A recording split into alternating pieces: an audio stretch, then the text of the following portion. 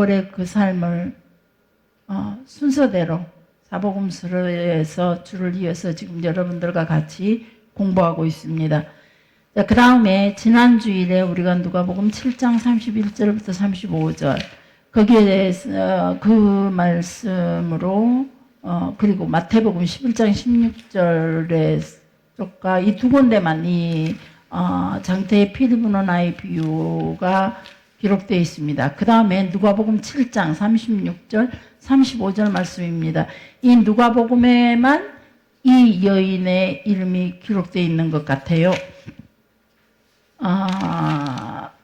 옥합을 깨뜨린 여인입니다. 한 바리새인이 누가복음 7장 36절 50절 말씀을 띄워줘 보세요. 시작. 한 바리새인이 예수께 자기와 함께 잡수시기를 청하니 이에 바리새인의 집에 들어가 앉으셨을 때에 그 동네에 죄를 지은 한 여자가 있어 예수께서 바리새인의 집에 앉아 계심을 알고 향유 담은 옥합을 가지고 와서 예수의 뒤로 그 발 곁에 서서 울며 눈물로 그 발을 적시고 자기 머리털로 닦고 그 발에 입 맞추고 향유를 부으니 예수 청한 바리새인이 그것을 보고 마음에 이르되 이 사람이 만일 선지자라면 자기를 만지는 이 여자가 누구며 어떠한 자고 죄인인 줄을 알았하거늘. 40절 예수께서 대답하였을 때 시몬아 내가 네게 이를 말이 있다 하시니 그가 이르되 선생님 말씀하옵소서. 자 50절까지인데 우선 여기까지만 말씀을 보았습니다. 한 바리새인이 예수님을 초청했습니다. 성경에 보면 늘 기억해야 될 거는 바리새인들은 무조건 예수님을 어떻게 하면 흠을 잡을까. 초청했다 그랬으니까 예수님을 초청했다 하니까 점심을 함께 먹자고 초청했다 하니까 그냥 좋은 쪽으로만 생각하시면 안 돼요. 그래서 늘 이 바리새인들은 예수님을 이제 막 두 눈을 뜨고 예수님을 뒤를 쫓아다닙니다. 예수님의 사역 이후로 예수님께서 세례 요한에게 세례를 받으시고 그 다음에 첫 번째 예루살렘 성전을 청결하게 하는 그 이 사건이 있던 뒤로부터 계속 이 바리새인들이라든지 종교 지도자들은 계속 예수님의 뒤를 쫓아다닙니다. 사람들을 보내서 예수님이 어디를 가든지 무엇을 하든지 계속 그것을 보고받고 그러면서 어떻게 하면 예수님을 해할까 계속 연구하고 모의하는 사람들이라는 거. 그래서 여기서도 한 바리새인이 예수님을 초청하시니 40절에 보니까 이 바리새인의 이름은 시몬이더라. 자, 시몬이니까 우리가 이렇게 베드로다라고 생각할 수 있어요. 베드로를 시몬이라고도 불렀으니까. 그러나 베드로는 아닙니다. 예수님의 흠을 잡으려고 자기 집에 초청한 사람, 또 다른 그래 시몬이라는 이름이 아주 흔했던 시절입니다. 그래서 예수님을 초청합니다.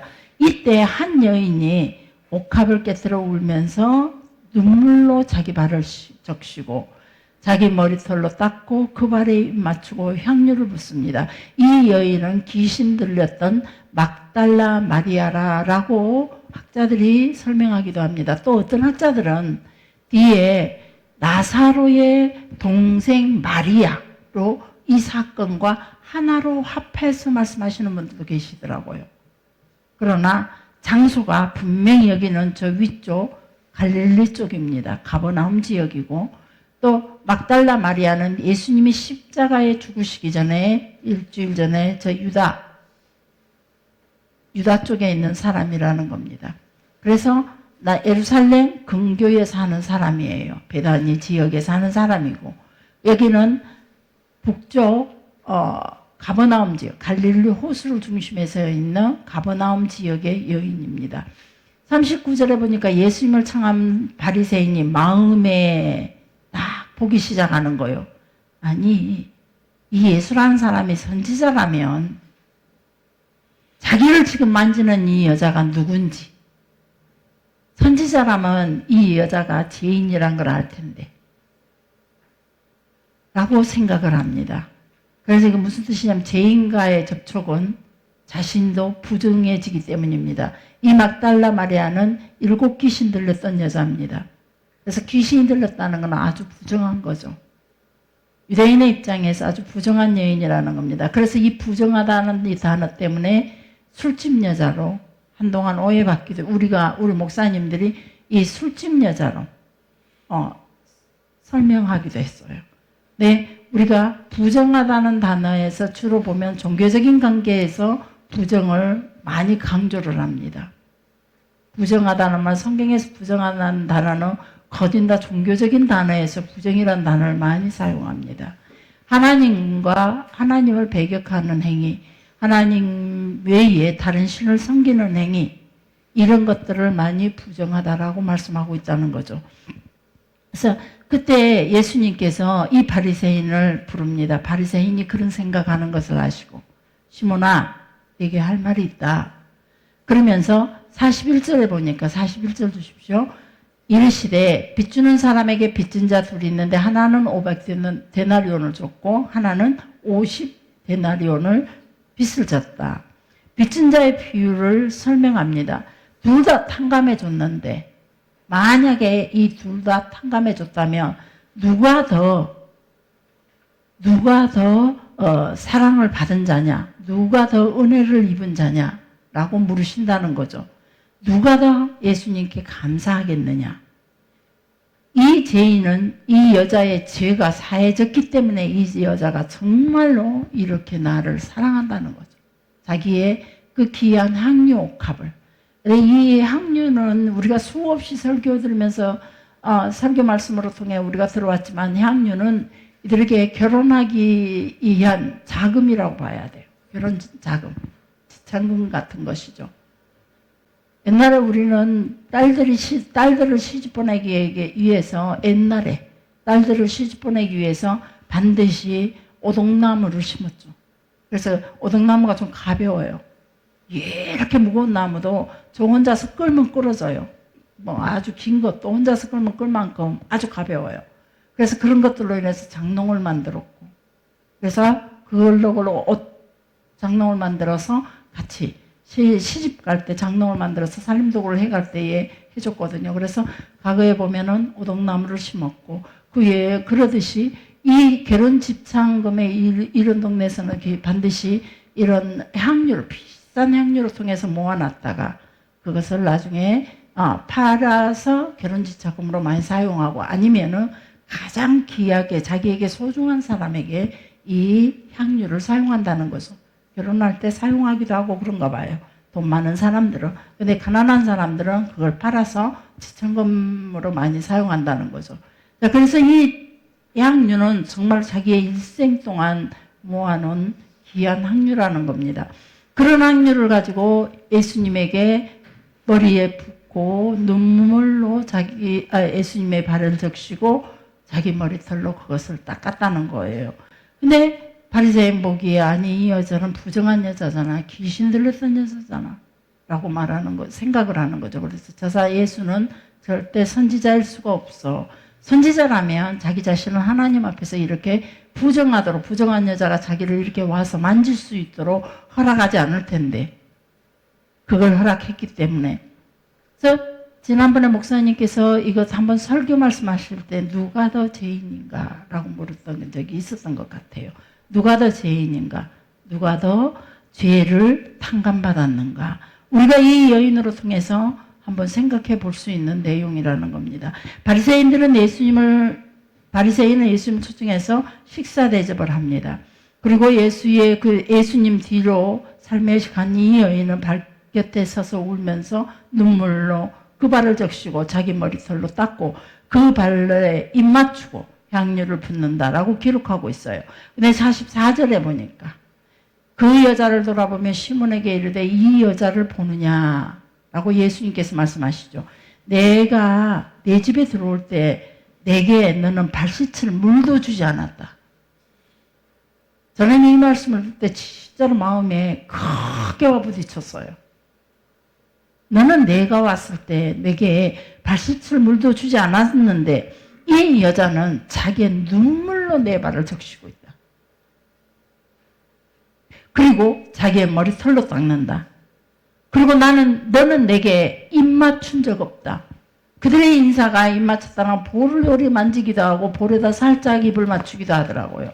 그래서 여기 보니까 너는 내게 입 맞추지도 아니했는데 그는 이 여인은 내 발에다가 입맞추기를 그치지 않았다. 그리고 너는 내 머리에 감람류, 그 흔한 감람류도 붙지 않았는데 그는 자기의 전 재산, 생명과 같은 전 재산을 내 머리에 그 향유를 내게 부었다. 그는 나를 사랑했다. 그래서 이 여인은 사랑을 많이 받는 자가, 사랑을 많이 주는 자, 할 줄 아는 자가 사랑도 많이 받는다는 거죠. 이게 심는 대로 거둔다는 법칙입니다. 나는 이 땅에 살면서 심는 대로 거둔다는 그 법칙 정말로 너무 많은 경험을 했습니다.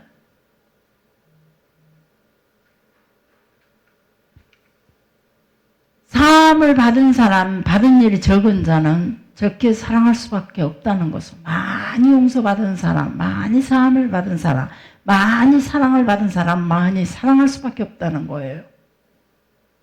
이 말에 제가 충격적인 말을 들은 적이 있습니다. 자, 우리 젊었을 때 사모님들, 우리 통합적 시찰에서 우리 사모님들을 몇 분, 이제 목사님들 모임에 저도 갔는데, 그 사모님이 좀 부잣집 외동딸이었어요. 나보다는 나이가 좀 많은 분이었는데 그분이 이런 얘기를 해요.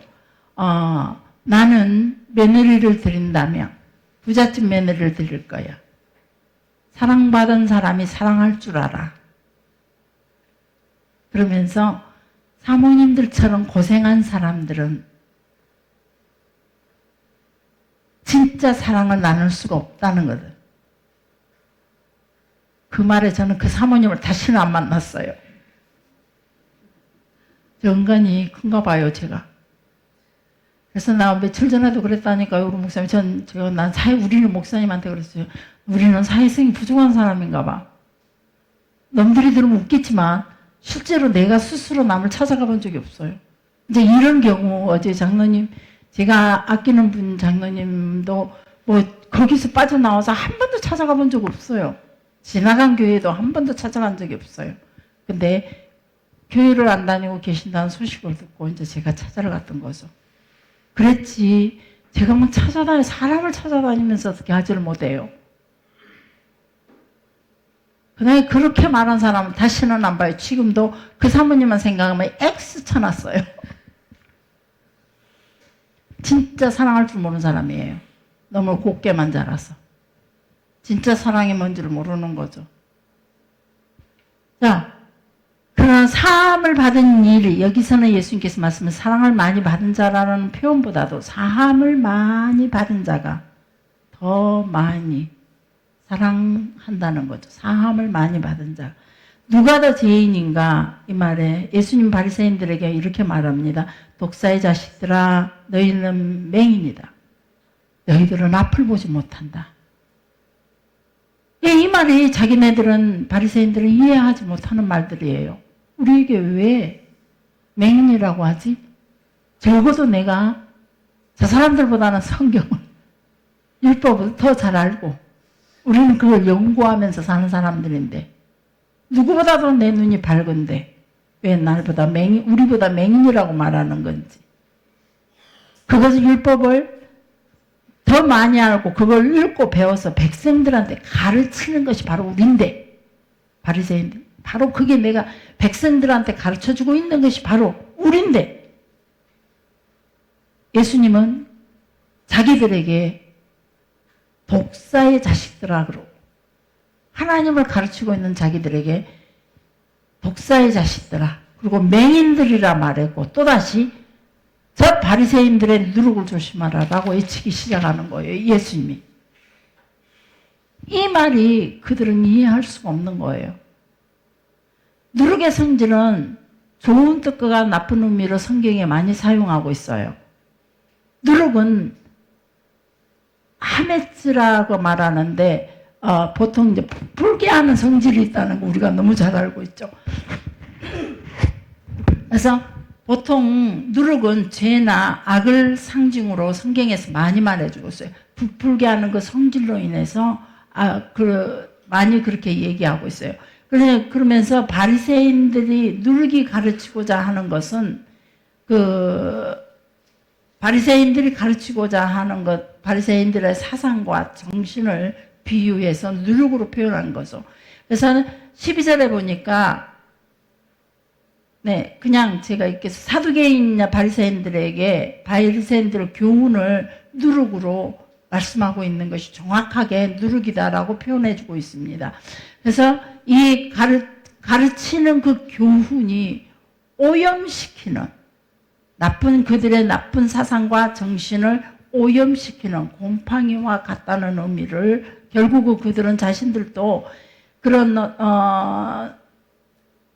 영이 하나님 앞에서 예수님께서 말씀하신 것처럼 그들의 영은 그들의 사상과 정신으로 사로잡고 있던 그들의 영이 바로 곰팡이와 같은 존재다라고 표현하시는 거예요.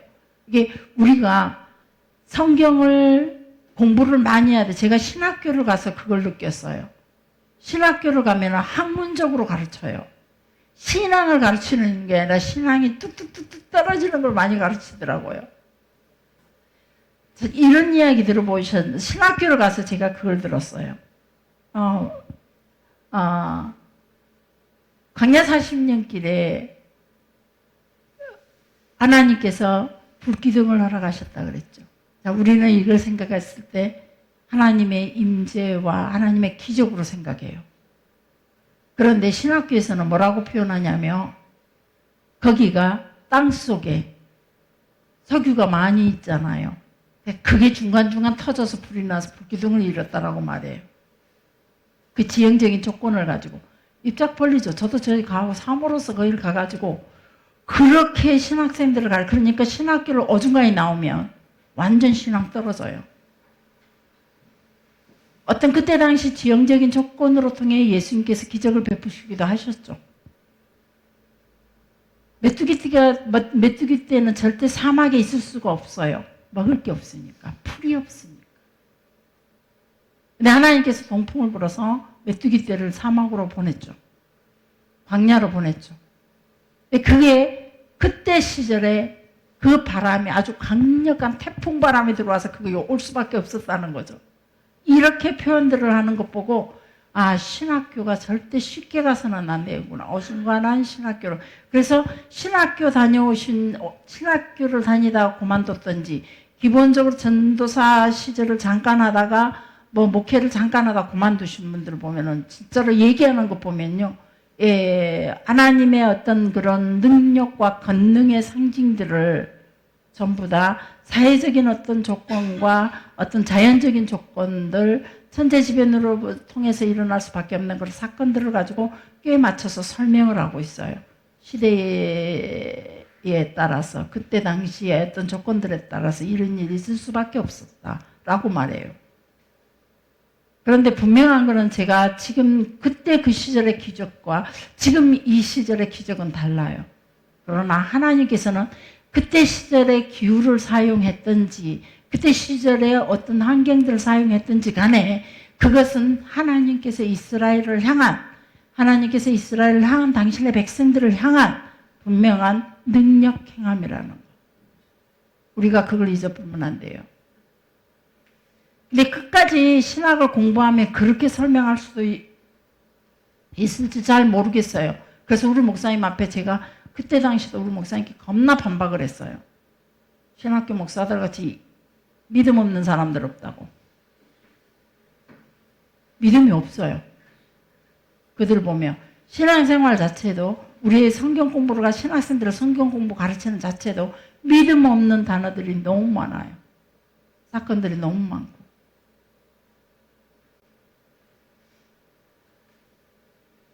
우리가 영이 하나님 앞에 깨어있지 않다면, 영이 하나님께로 우리 가지고 있는 사상과 어떤 정신들이 하나님께로 딱 초점 맞추고 있지 않다면 나머지는 전부 다 가짜라는 거죠.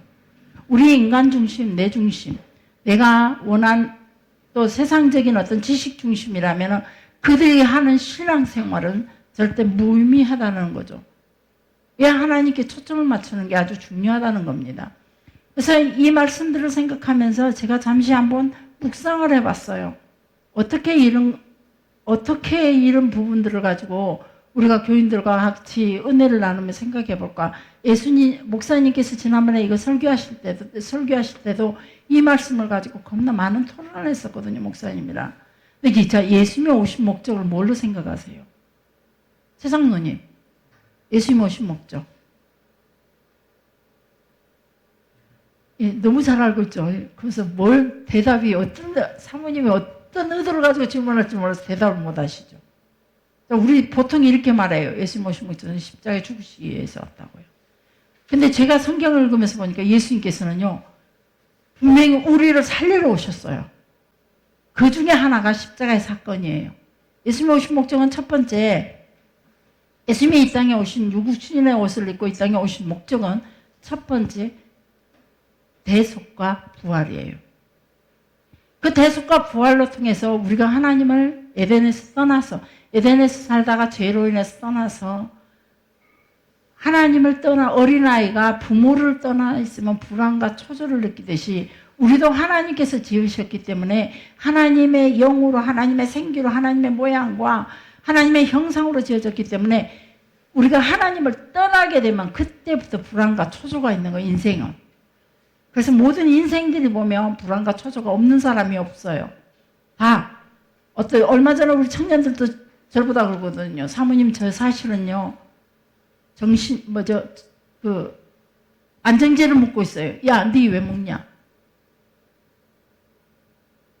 저도 그 공황장애까지 가면서 약 안 먹었어요. 물론 이제 유약한 상태는 강제로라도 먹여야죠. 그러나 내가 하나님을 믿고 하나님을 찬양하고 하나님 믿고 있다면, 하나님 따르고 있다면 그게 아무 의미가 없어요. 제가 그 약을 당장 끊으라고 그랬어요.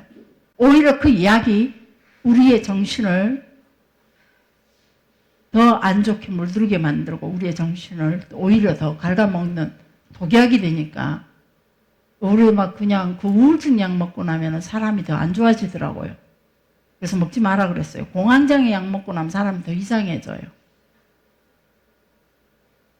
하나님을 떠나 제대로 하나님 앞에 신앙을 가지고 있는 사람이라면 잠시 이 땅의 삶으로 통해 외로움이 들 수도 있고 공황장애 잠깐 느낄 수도 있고 또 우리가 우울증에 잠시 젖을 수도 있어요. 나의 삶으로 주어진 조건으로 인해서. 그러지만 이내 하나님이 내 안에 계신다면 우리는 그걸 충분히 이길 수 있는 힘이 있다는 거죠. 예수님이 이 땅에 오신 목적은 바로 그런 우리들, 그래서 영원히 하나님 앞에서 저주받고 쫓겨나서 불안과 초조 속에서 헤매고 살다가 실패와 스트레스로 인해서 그런 삶 속에서 시달리다가 결국은 질병에 들어서 죽게 되는 게 우리 인생의 수순이에요. 죽어서 영원한 지옥으로 가는 거. 그런 우리를 하나님 예수님 그리스도께서 대속의 그 죄로 인해, 그래서 죄로 인해 태어났고 죄 가운데서 살아가고 있는 우리들, 하나님을 만나러 갈 때마다 대신에 짐승을 죽여야만 했었고 그 대속의 제물로 통해 하나님을 직접 만나 뵙지는 못했어요. 늘 대제사장들만 하나님이 임재 계시는 속죄소에 들어가고 우리는 제사로 죄사함을 받은 그걸 믿음으로 받아들이고 돌아와 사는 것뿐이지 하나님을 직접적으로 만나는 일은 가질 수가 없는 거예요. 그저 하나님이 두려운 존재였어요. 제물을 드리면서도. 그래서 하나님을 만나고 모세가 시내산에 내렸을 때 그 얼굴빛이 강체가 날 때 얼굴을 얼른 수건을 씌워버렸어요. 모세의 얼굴을 보면 곧 하나님 얼굴, 성령에 충만한 모세의 얼굴을 보니까 하나님을 만나는 것과 같기 때문에 내가 죽을 수 있다는 거죠.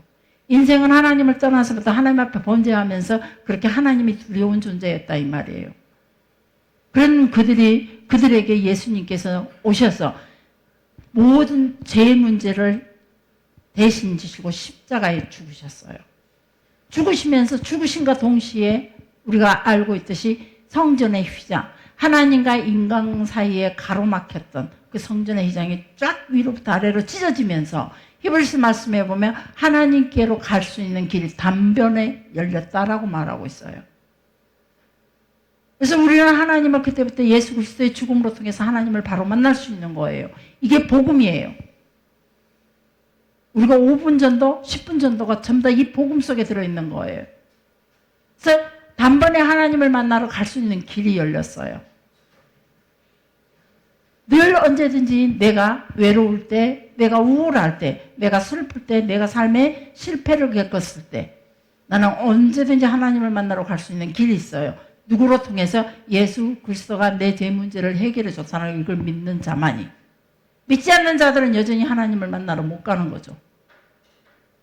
하나님과의 담이, 그래서 하나님 만나기가 두렵고 하나님 배우기가 무서운 거죠. 그러나 예수 그리스도의 십자가의 그 죽음을 믿는 자들은 언제든지 하나님을 만나러 갈 수 있는 길이 열렸어요. 그 길이 열렸어요. 여러분 기억해야 돼요. 길이 열리고 그 다음에 예수께서 부활하시면서 우리가 죽었던 우리 영혼이 죄를 지음으로 인해서 하나님께서 우리를 육체를 하나님의 모양과 하나님의 성품으로 지으신 다음에 하나님의 생기를 불어 우리로 생명이 되게 했는데 우리가 범죄함으로 인해서 그 생명이 죽어버렸어요. 떠나신 거죠.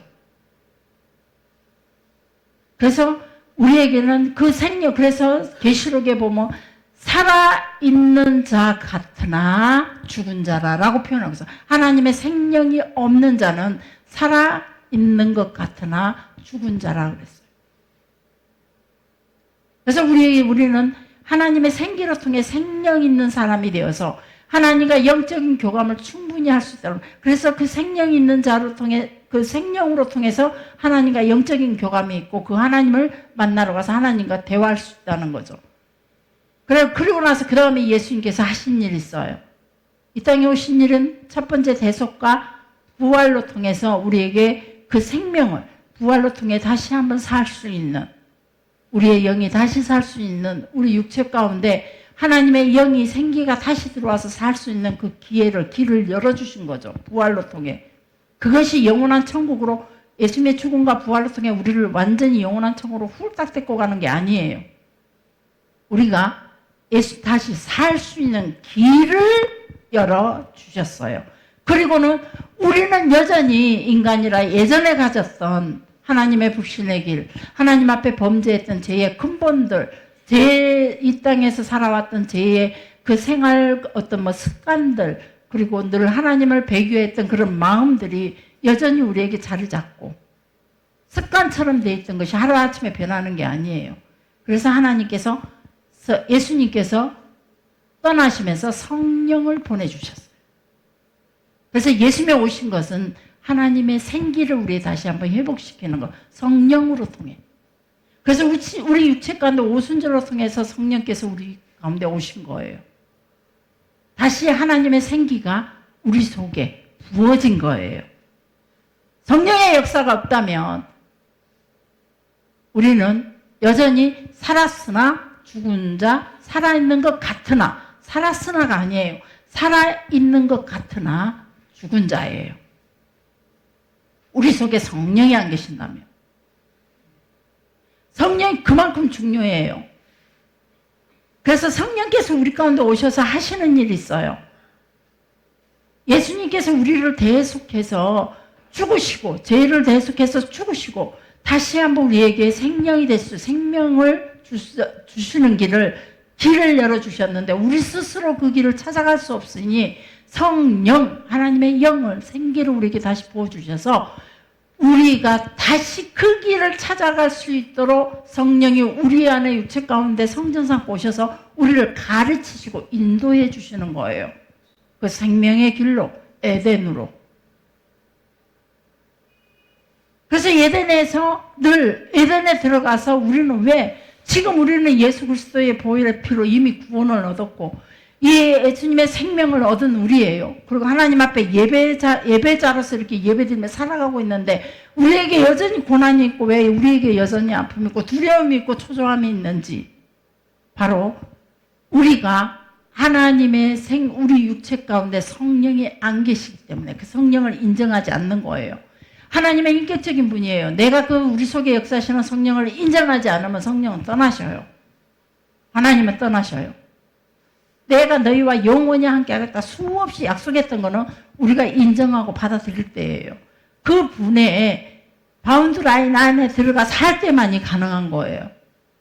그래서 우리는 성령이 우리 안에 오시게, 예수께서 이 땅에 오신 이유는 바로 우리를 살려서 다시 한번 하나님의 생기를 회복시키셔서, 그래서 성령을 보내신 거죠. 다시 한번 하나님의 생기를 회복시키셔서 우리가 하나님 앞에서 영으로 교제하고 영으로 찬양하고 영으로 예배하는 자리에 하나님을 만날 수 있는, 영으로 계시는 그 하나님을 만나는 길, 함께 할 수 있는 그런 자리로 우리를 이 성령이 인도하시는 거죠. 제가 감사한 것이 하나 늘 여러분한테 그러죠. 난 사모라서 감사한다. 장로님한테 삐져도 나는 이 자리에 앉아 있어야 되니까. 예배하는데 방해가 안 되더라고. 올라오면서 오늘 장로님 얼굴 했지만 나지. 내가 큰 이 교회에 실수를 했어도, 여러분 앞에 큰 실수를 했어도 예배를 빠질 수가 없어요. 사모라는 이름에 딱 신앙이 좋아서 전 저를 생각해보면 하나님 앞에 너무 감사해요. 나는 신앙이 그렇게 좋은 여자가 아니었어요. 저도 무한함 교회 못 나왔을 것 같아요. 그럼에도 불구하고 하나님 앞에 나왔던 거는 사모라는 이 이름 때문에 그랬어요. 그래서 하나님 앞에 너무너무 감사해요. 사모라는 이 이름이. 그리고 여러분들보다 5분 더 엎드려 있자. 5분 더 먼저 오자. 5분 더 늦게 가자. 이것이 또 제가 알 수 있었던 건 사모라는 이름으로 아무것도 할 수 없지만 오직 여러분들보다 5분 먼저 오는 거 내가 보여줘야지. 여러분들보다 5분 늦게 가는 거 보여줘야지. 5분 더 기도하는 척 하는 거, 신령한 척 하는 거, 이걸 해야지. 이것이 제가 너무 감사해요. 그런데 내가 만약에 평신도였다면 어쨌을까? 내 형제들 보니까 개판일 것 같아요. 나도. 그래서 장로님한테 삐졌으면 장로님 얼굴 보기가 힘들어서 이번 주는 쉬고 장로님하고 풀어진 다음에 나가 교회를 나올지도 몰라요. 그런데 그게 아니라 내가 큰 실수를 했어도 교회 나와야 돼요. 부끄럽지만. 너무 아프지만 교회 나올 수 있는 것은 사모라는 이름입니다. 근데 이번에 깨달았어요. 성령께서 그러시고. 사모라는 이름이 아니라 성령이 내 안에 계시면서 나를 살 수 있는 길로 계속 나를 이끌어 오셨다는 거죠. 하나님, 나는 이렇게 슬픔인데 나는 교인들 앞에 기쁨을 노래해야 되고, 나는 이렇게 절망인데 나는 여전히 교인들 앞에 서서 소망을 외쳐야 돼요. 하나님, 나는 지금 너무 고통인데 나는 여기 교인들 앞에서 주님을 찬양해야 돼요. 내가 이중 인격자처럼 마치 가면을 쓴 여자처럼 속으로는 미움으로 분노로 그 결정체처럼 막 엉클어져 가지고 견디지 못하면서 겉으로는 여러분 앞에는 감사한 척, 넉넉한 척, 부한 척, 그렇게 살아갔던 내 모습을 보면서 하나님 앞에 얼마나 많이 울었는지 몰라요. 그런데 내가 척을 잘한 줄 알았어요. 노래하는 척, 슬프지만 노래하는 척, 내가 절망 중에 있지만 기쁜 척, 내가 척하는 줄 알았어요. 아니더라고요. 성령께서 나를 그 자리에 이끌어 주셨어요. 내게 성령의 충만함을 주시면서 몇 번의 기름 부음으로 통하여 성령이 내 안에서 나와 함께 하신다는 그 증거를 보여주시고 난 뒤로부터 저는요, 그 성령님에 이끌려서 여기까지 왔어요. 그래서 슬픈데도 이번에 마찬가지죠. 너무 고통스러운데 성령께서 말씀하시기를 기뻐해라. 기뻐해라 말씀을 안 주셔도 벌써 이 속에서부터 고민생이 생각하면 웃음이 나게 만들고, 우리 집사님들 생각하면 벌써 막 그냥 흥분하게 만들고, 내 고통은 훨씬 더 큰데 저 사람들은 이만한 것들을 먹고 사는데 나는 요거 먹으면서도 오히려 우리 교인들을 향해서 더 기도하게 만들고 나를 기도하게 만드시더라고요. 그게 내가 믿음이 좋고 내가 넉넉하고 내가 너무 고상한 사모라서 그런 게 아니라 성령이 내 안에서 나를 그렇게 끌어가더라는 거죠. 그래서 제가 얼마나 감사했는지 몰라요. 아, 성령이 내 안에 계셨구나. 수도 없이 무너지고 수도 없이 쓰러지고 넘어졌던 나를 그때마다 성령이 내 안에 계시면서 나를 이렇게 끌어가셨구나. 내가 성령을 인정할 때에 예수 그리스도의 십자가의 그 능력, 대속하심과 부활을 인정하고 성령을 내가 아멘 주 예수여 오시옵소서라고 받아들일 때에 내가 그 성령의 충만함을 요구해왔고 하나님 나는 나 혼자 이 죄된 세상에서 나는 내 믿음을 지켜갈 수 있는 존재가 아니에요. 나 너무 유약해요. 나는 너무 게으르고 나는 너무 타산적이고 하나님 나는 너무 부족한 사람이에요. 그래서 나는 쉽게 넘어져요. 그러니 결코 내게서 성령께서 떠나지 마시고 나와 함께 해주세요. 그래서 나를 매 순간마다 내가 절망할 때 내가 분노할 때 내가 쓰러질 때 내가 넘어질 때 누군가가 나를 유혹할 때 절대로 성령님의 인도함만을 받을 수 있게 해달라고 기도하고 또 기도하고 그랬더니 그 성령님이 나를 그렇게 인도하고 계셨다는 거. 그게 너무너무 감사해요. 매 순간마다 나의 발걸음을 내 생각하는 것까지도 하나님께서 인도하고 계셨다는 거예요. 내가 생각만 해도 내가 투정만 부려도 주님께서는 나를 그렇게 돌아보시고 이끄시며 내 마음을 말씀으로 통해 어느 순간에 내 안에 계신 성령께서 내가 내 마음을 슬픔을 기쁨으로 바꾼 게 아니었어요. 나는 여전히 돌아서 나 혼자 있든지 어떤 상황이 생기면 그 슬픔이 이 속에서 꼭 누르고 있다 슬그머니 나오더라고요. 절망이 슬그머니 떠오르면서 내 얼굴의 무게가 막 무거워지기 시작하면서 그러는데 성령께서 그때마다 왜 빛이 비치면은 터널 캄캄한 밤에 여기가 캄캄해 다 불 꺼버리면 여기가 시커머니 캄캄해요. 앞에 사람도 잘 안 보일 거예요. 모든 저런 등 다 꺼버리면. 그런데 불만 하나 딱 켜버리면 어둠이 싹 밀어내서가 아니에요. 이 어둠을 우리 정교인이 모여갖고 밀어내보세요. 밀려나나? 안 밀려나요. 불 하나 딱, 빛 하나 딱 켜버리면 그 길로 그 어둠이 물러가요. 어둠이 사라져버려요. 예수님께서는 빛이시거든요. 내 안에 빛으로 계시니까 수많은 어둠이 내 속에 있지만은 어느 순간에 그 어둠이 딱 있었을 때 주의 성령께서 빛으로 내게 확 비춰버리니까 말씀이 딱 비춰지고 어둠은 싹 물러가고 대신에 기쁨이 있고 슬픔이 그 순간에 싹 물러가고 그러다가 또 이놈의 이게 부족해서 믿음이 없어서 그런지 연약해서 그런지 또 어둠 속에 잡히기도 해요. 24시간 오직 성령께 잡히면 좋으련만. 근데 하나님 적당하게 하시더라고요. 때가 있어요. 만사가. 어둠이 있을 때 기도가 돼요. 좋은 일만 생기니까 기도 안 하더라고요. 배만 부르고 맨날 더 좋은 것만 찾아다니고 더 즐길 것만 찾더라고요. 하나님께서 내게 적당하게 때를 주시는 것 같아요. 내가 어두운 때를 주님이 내게 주실 때는 기도할 때구나. 내가 무거울 때는 주님이 내게 기도하게 하시는구나. 내게 빛으로 기쁨을 주실 때는 임집사가 왔다고 나한테 기뻐하라고 말씀하시는구나. 그래서 기뻐해야지. 고집사 왔다고 내게 찬양하라 하시는구나. 너 어둠에 있지 말고 찬양해. 찬양하고. 성령을 보내시기 위해 예수께서 오셨어요. 우리에게. 성령을 다시 하나님의 생기를 회복시키기 위해서. 예수님의 죽으신 목적이 그거예요. 예수님의 죽은 목적이 우리에게 하나님에게 찾아갈 수 있는 길을 제시해 주셨고 길을 열어주셨고 그 다음 성령을 우리 가운데 보내셔서 바로 우리로 통해서 다시 한번 에덴의 사람 첫사람으로 회복의 기능을 허락하셨다는 거죠. 그래서 나는 이제 아담이 된 거예요. 죄 짓지 않는 하와의 그 모습이 나는 거기에요. 그럼에도 불구하고 아담과 하와도 죄를 지었어요. 여전히 나는 에덴에서 나도 여전히 유혹을 받아요. 에덴에 있음으로 통해 있지만은 하나님 앞에 있지만 여전히 유혹을 받고 여전히 욕심을 가지게 되고 여전히 나는 탐욕을 부르게 되고 여전히 쾌락을 사모하게 되고 여전히 땅의 것에 눈을 돌리게 되더라고요.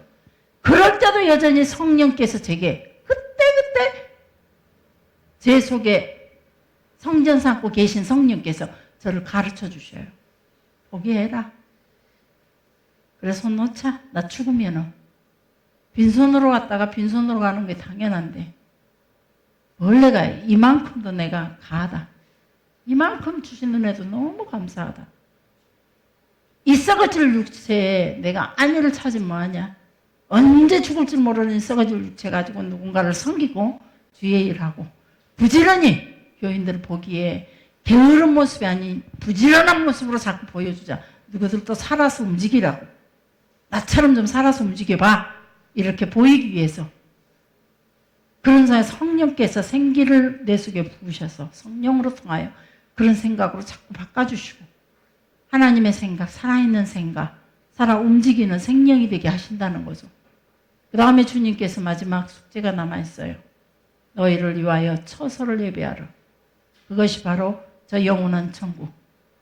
우리로 인도하시는, 거기까지 인도하시는 거. 그래서 주님이 지금 처소를 예배하러 가셨어요. 그 처소가 다 예비되면 오신다는 거죠. 처소가 언제쯤 다 예비될까? 땅에 여러 가지 상황들로 보고 전쟁의 소문, 싸움의 소문,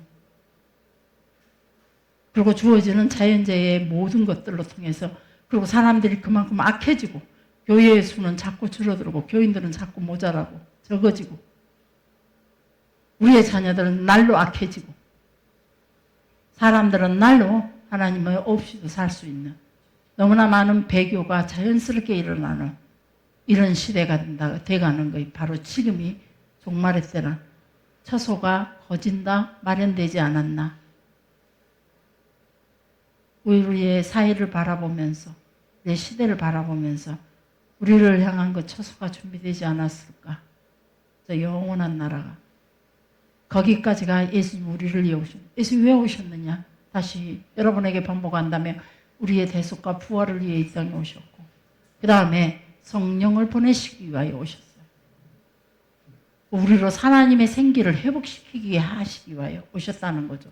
재속함의 문제만 우리가 너무나 했기에 예수님의 죽으심 하나만으로 우리가 영원한 구원을 얻는 것처럼 그렇게 착각하고 있는데 아니에요. 우리는 성령을 우리에게 보내셔서 하나님의 사람으로 살아갈 수 있도록 계속 우리를 가르치고 인도해 주시고 계셔요. 그래서 여전히 저 천국을 향해 살아갈 수 있도록 해주시는 것을. 성경에서 끊임없이 그런 것들을 얘기하고 있어요. 우리는 단순히 문자적으로 어느 한 달락만 가지고 딱 그걸 결정으로 지어놓고 그렇게 설교하고 그렇게 이야기 나누고 그렇게 믿고 나가고 있단 말이에요. 얼마 전에 우리 집사님이 말씀하신 걸 얘기해도 되나요? 성찬 씨. 어떤 집사님이 제게 이런 걸 말씀하셨어요. 자기 당신 직장의 상사가 강남중앙교회 다니는데요. 강남중앙교회 다니는데 거기서는 모든 예배를 마치고 마지막 순서에 성찬식을 했대요. 그것이 이 권사님에게 몸내 마땅치 않은 거예요. 마땅치가 않으니까 우구점으로 남는 거예요. 왜? 성찬식이 먼저고 예배가 나중이지. 그래서 이 교회, 저 교회, 이 사람, 저 사람한테 계속 묻는 거예요. 우리 교회가 잘못했다는 거죠, 지금. 그거 이상한 거예요. 원래 성찬식은요, 예수님의 마지막 언제 했냐면은 식사 시간에 했어요. 죽기 직전에 만찬, 마지막 죽기 직전에 유월절 식사가 아니에요. 유월절 식사는 금요일 밤이에요. 근데 예수님은 목요일 저녁에 마지막 만찬을 하시는 도중에 제자들이 자리 배정으로 통해서 불만이 있었던 것 같아요. 그래서 제자들이 자리 배정을 했죠. 자리 배정을 여러분에게 다시 한번 설명한다면 레오나르도 다빈치의 그 마지막 만찬 틀렸다 그랬죠. 낮이란 거 틀렸어요. 밤에 얘는 만찬은요 무조건 밤에 해요. 그래서 그림이 나머지가 그림들 다 시커매야 돼요. 밤이어야 돼요. 그런데 혼한 대낮이더라고요. 그래서 아니에요. 그거 틀렸고 그리고 일자 이런 책상이 아니에요. 디귿자예요.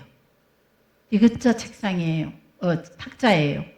그래서 디귿자 탁자고 그리고 예수님이 한가운데 앉아서 양쪽으로 병풍 치듯이 양쪽으로 제자 6명이 앉아있는 게 아니에요. 늘 얘기 말씀드렸듯이 딱 들어오면은 1번이 누가 들어오냐. 2번이 그 잔치에 가장 중요한 인물이 들어와요. 자, 만찬의 중요한 인물은 누구였죠? 예수님이시죠. 예수님이 2번에 서야 돼요. 그 만찬의 자리는. 그리고 자리 배정이 예수님은 두 번째 자리에 앉아야 돼요. 2번 자리에. 디귿자 중에서 이렇게 디귿자로 있다면 여기 첫 번째 자리는 예수님이 가장 사랑하는 사람, 가장 믿을 만한 사람. 그 사람이 예수님 옆에 앉아요. 1등 자리에. 그래서 예수님이 여기 1등 자리에는 항상 요한이 기록하기를 예수님의 사랑받는 제자가 이 자리에 앉았다라고 말해요. 자기 자신을. 요한복음에 보면은 자기 자신을 그렇게 늘 얘기해요. 요한이라고 말 안 해요. 예수님이 사랑받는 자가. 그래서 항상 예수님이 사랑받는 자가 그렇게 표현하고 있어요. 요한복음이 참 재밌어요. 여기 성경을 다 뒤져보면 진짜 재밌어요. 그래서 요한이 첫 번째 자리에 앉아요. 그 다음에 예수님이 앉아요. 그래서 예수님이, 요한은 예수님의 가슴 바구니에 비스듬히 들어놓아서 예수님의 막 먹을 것을 먹여주고 그래요. 그 다음에 세 번째 자리는 그 잔치를 주도한 주인이 앉든지 아니면 그 잔치를 주도한 말하자면 계모임에 중요한 사람이 거기 앉아요. 그래서 누가 앉냐? 가룟 유다예요. 왜 그걸 지금 가룟 유다라고 또 확신하느냐? 가룟 유다는 같이 손에다가 하루셋이라는 잼이 있어요. 쓴나물을 찍어서 먹고 떡을 찍어 먹는 잼에다가 손을 같이 담그는 자예요. 그릇에 같이 손을 넣으려면은 저 먼 데서는 같이 와 담글 수가 없어요. 옆자리이기에 이리 담가서 먹죠. 그래서 나와 함께 그릇에 손을 넣는 자가 그랬어요. 그래서 그가 바로 가룟 유다가 세 번째 자리에 앉아요. 1, 2, 3 요한, 예수님, 가룟 유다. 그리고 나머지 제자들이 앉고 저 말자리에가 베드로가 앉아 있어요. 그러니 여기서 이제 누가 큰 자냐가 싸움이 난 거죠. 베드로, 요한, 야고보는 예수님이 어디를 가든지 변화산 갈 때도 백부장의 집에 갔을 때도 산에 기도하러 가실 때도 이 세 사람은 꼭 데리고 다녔어요. 그러면 자 여기에서 누가 큰 자겠어요? 베드로가 큰 자죠. 근데 베드로가 말석에 앉아 있어요. 그걸 어디에서 보냐면 세족식은 요한복음에만 기록되어 있어요. 세족식은 요한복음에만 기록있는데 세족식에 보면은 다 제자들 발을 씻기고 마지막 베드로를 발을 씻으려고 하니까 베드로가 저는 씻지 마십시오. 내가 예수님께 발을 감당하지 못하겠다. 못 씻게 해요. 예수님께서 말씀하신 내가 네 발을 씻기지 않는 남도가 나 상관이 없다. 그 사건이 생겨요. 그러니까 누가 그 잔치석에 자리 배정을 가룟 유다가 해주고 나서 보니까 사랑받는 제자들이 그래도 나름 베드로가 수제자인데 이 자리 배정이 막 안 돼 있는 거예요. 이상한 거예요. 이게 기분이 나쁜 거죠. 그래서 서로가 여기서 누가 큰 자냐 서로 이제 말이 나왔던 거죠. 그래서 누가 큰 자냐 말이 나오고 나자 예수님께서 그때 소리 없이 일어나서 수건을 들으시고 세족식을 합니다. 세족식을 하면서 이렇게 말씀하십니다. 큰 자가 작은 자를 섬겨라. 그래서 그러고 나서 그 다음에 세족식 끝나고 나서 예수님께서 다시 자리에 앉으시고 그 다음에 이거는 내가 주는 내 살이 너희를 위하여 찢긴 내 살이다. 너희를 위하여 풀린 내 피다라고 성만찬이 들어갑니다. 식사 시간 순서 안에가 들어갑니다. 그래서 원래 성만찬은 식사 시간에 있었습니다. 예배를 따로 드린 것이 아니라. 그래서 그 마지막 만찬 시간에가 중간에 끝날 세 번째 성만찬 포도주잔은 결혼식에는 한 잔, 결혼식에 두 잔. 두 잔의 포도주를 마시고 또 뭔 기쁜 일 있죠, 집에 가? 어디서 잔치할 때 한 잔. 그리고 성만찬식에는 포도주잔은 4잔 마십니다. 이유가 있죠.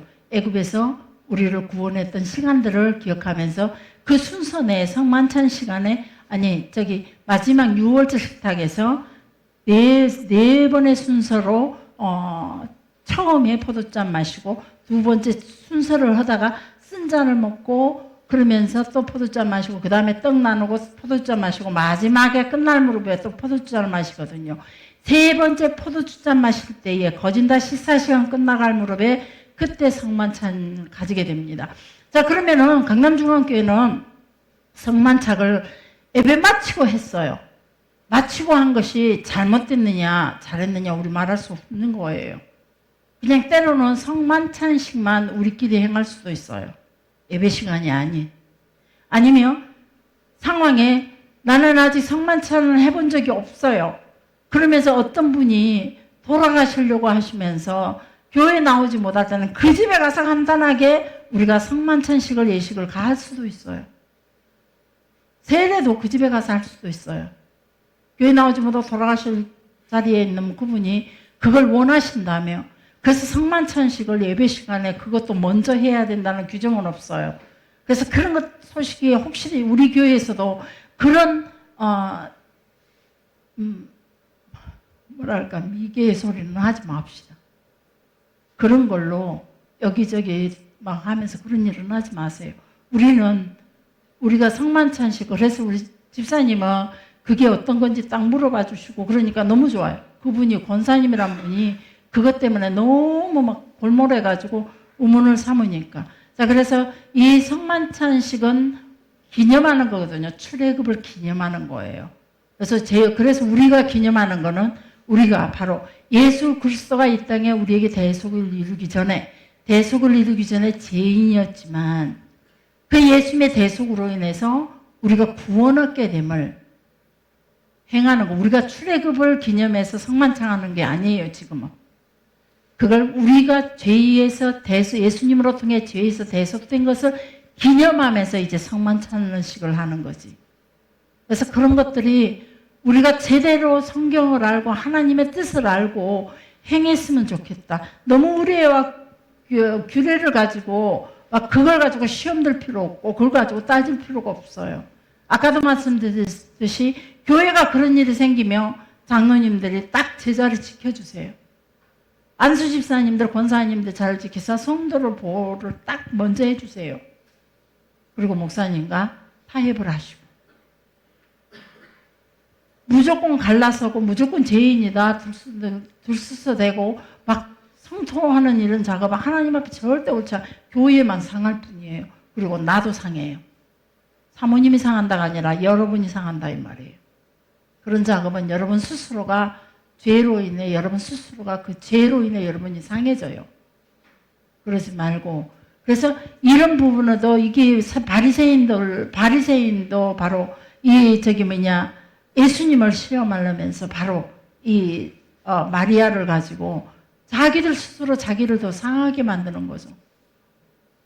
어떤 규례와 문자에 젖어서 살면 내가 알고 있는 지식을 가지고 문자나 규례에서 맞춰서 딱 그게 옳은 것 마냥 집어넣고 산다면 우리가 절대 우리 스스로를 죄를 짓게 만들고 우리 스스로를 계속 상해할 수밖에 없는 자리라는 거예요.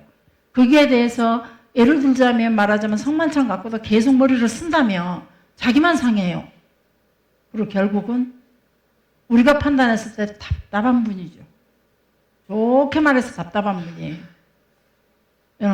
조금 세게 말하면 깜깜하신 분이에요.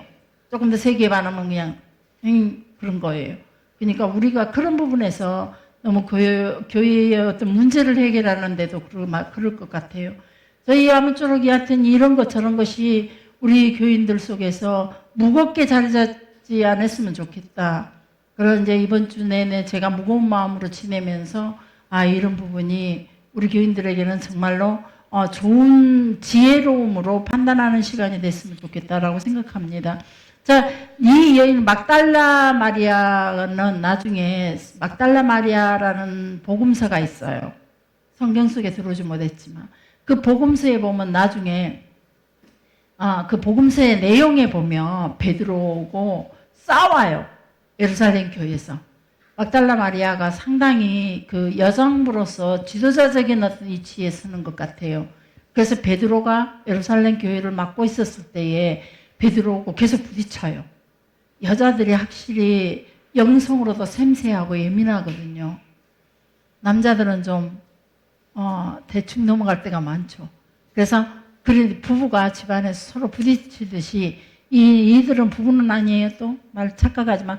근데 베드로, 예루살렘 교회에서 베드로와 막달라 마리아가 지도자로서 서로 부딪히고 싸움이 크게 벌어져요. 근데 이 막달라 마리아 사이에 보면은 화해했다는 얘기는 없어요. 근데 부딪히고 싸운 이야기만 있어요. 싸운 이야기. 결국은 이제 성경 속에 들어오지는 못했지만 나중에 이 막달라 마리아는 이렇게 예수님의 나라, 하나님의 나라를 이루는데 큰 일꾼으로 자기의 남은 생애를 다 헌신하는 삶을 살았다는 거죠. 우리가 이런 시간, 누가 의인이며 누가 더 사랑을 받는가? 내가 죄 지은 것이 저는 부족한 것이 많았기에 여러분들보다 덜 똑똑하고 덜 갖추고 그런 부족한 것이 많았기에 저는 예수님을 제가 더 사랑합니다. 최장로님은 어떠세요? 저보다 더 똑똑하세요? 그렇다면 저는 제 최장로님보다 내가 더 오히려 어리석다라는 생각을 할 때가 많아요. 그래서 더 예수님 앞에 엎드리게 되고 내가 부족하다라고 생각하니까 더 예수님 앞에 엎드리게 되고 그래서 이 중에서 제가 최고 사랑받는 것 같아요. 대답을 안 해요. 노맨입니까? 이양우 집사님? 아멘. 노맨입니까? 예, 아멘 했어요. 그럼 노맨이라 뜻이죠. 저 머리 좋아요.